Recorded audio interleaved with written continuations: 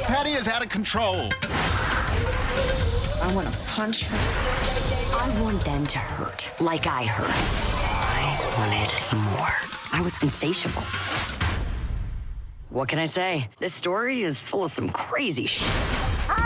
Debby Ryan stars in the new Netflix comedy drama Insatiable about a once overweight bullied teen. And we welcome Debby with us today. Hi, Debby. Thank you. Hi. Okay, so I feel like this show got a whole lot of talk about it when the trailer dropped. Yeah. But my question for you is, like, I feel like you work on this show, you're there, you finish, you wrap, you're proud of it, and then you release the trailer expecting a response, and then it's not quite the response you expect. How do you react to that? It was strange because there was so much healing for us in the process of it and in the comedy, and we came at it from a place of like tenderness and dignity and respect in comedy and satire. And so I think it was encouraging that it touched on a lot of places that are historically kind of taboo and to talk about, and the fact that we can open that door for conversation, and it already has been such an open door for conversation. And you know, until you watch the show, I think you really don't understand a full scale of it. And as it's come out and people have watched it, I've been met with such overwhelming,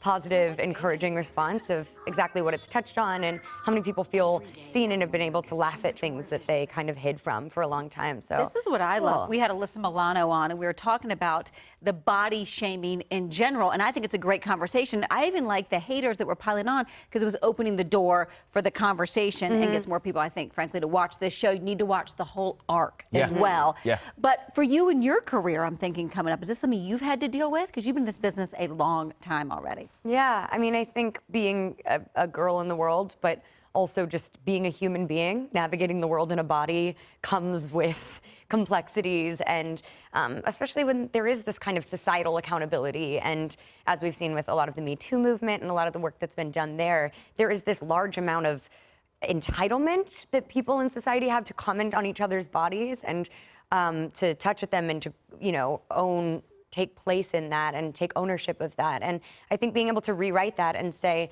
this is mine to comment on, this is mine to tell you what I consider to be beautiful and where I find my value. And I think it's hard to silence all the voices and find that until you actually are forced to. You were talking about Alyssa Milano, and you were talking about how she's been a kind of an example for you in a lot of ways of strength. She kind of resurfaced the Me Too movement with her tweet.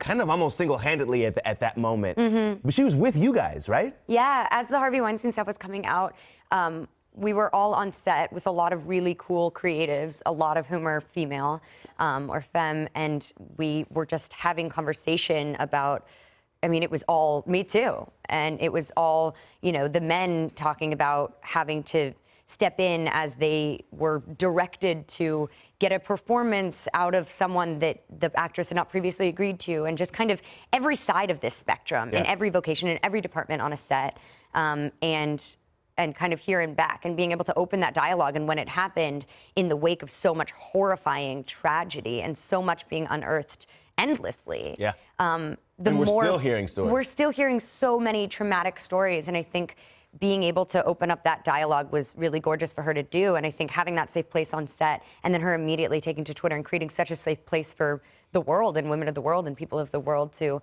acknowledge this. And then you have Terry Crews of the world, who have also just really furthered it in being able to say, you might identify this with a gender or a vocation, but this is completely, it does not, you know, harassment and assault does not, you know, choose one or the other. I think about also, we've even talked about this, like the Disney talent that has come out of Disney, how you must have been bonded together, how you must also have like a lasting friendships in this group, right? I mean, you got Selena, Demi, Miley, the Jonas Brothers. Could we put Lindsay Lohan in there? I'm trying to think if we go way, way back. I mean, yeah, there's, you know, Ryan Gosling. Yes. There's like, right.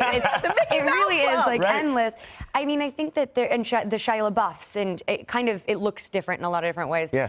I just think there's, when you trade away your anonymity to live your dreams, it's a very unique set of things that comes with. Yeah. And I think to be able to share that with people who see it and understand it. And also, I've had people who looked at me and were just like, I had to figure it out myself, so I'm not going to tell you and give you advice. Oh, I don't and like then I those had people who were like, no one told me anything, so I'm going to help you with what I learned. And I think that I was able to then impart that. I mean, it looked different in different ways. Yeah. My showrunner was lovely and accommodating. I think, you know, Dylan and Cole had such a good grasp on not needing or wanting fame. And, you know, again, when I started on Sweet Life, it was before the social media kind of influx. Yeah. So it really looked different. And got a you lot were able crazier. to, like, yeah, kind of control that. And then Ashley Tisdale coming to set and saying, you know, you're in charge of how you're treated. And you don't have to do anything that you don't want to do. And that was really beautiful and encouraging. And so I've tried to always make it a point as, you know, Rowan Blanchard and these people are coming up that are so strong and cool and have such unique voices to only be able to, I just think intergenerational mentorship and communication only helps everyone. Yeah. You see her suit, you know what she is? She is a boss. On Jessie, she pitched, produced, and cast the entire show. And how old were you when you were doing this? I was 18. Is that incredible? It's insane. What happened was, Hey, Jessie. I love that she's a fan. That's how you know. That's how you know you're not lying. Dorky mom. I know. And then Zach and Cody, remember Sweet Life on Deck? We loved you on that. Yeah. Oh, and then what's his name is now on Cole. Riverdale. Yeah. Cole is doing so great over there. Yeah. I mean, I think that being able to step away, which those boys did, the Sprouse brothers, they stepped away, they got an education at NYU, and then they got to really spend time getting to know who they were. So they came back into their industries, their vocations with an informed perspective and voice. Do you feel like it stretched you?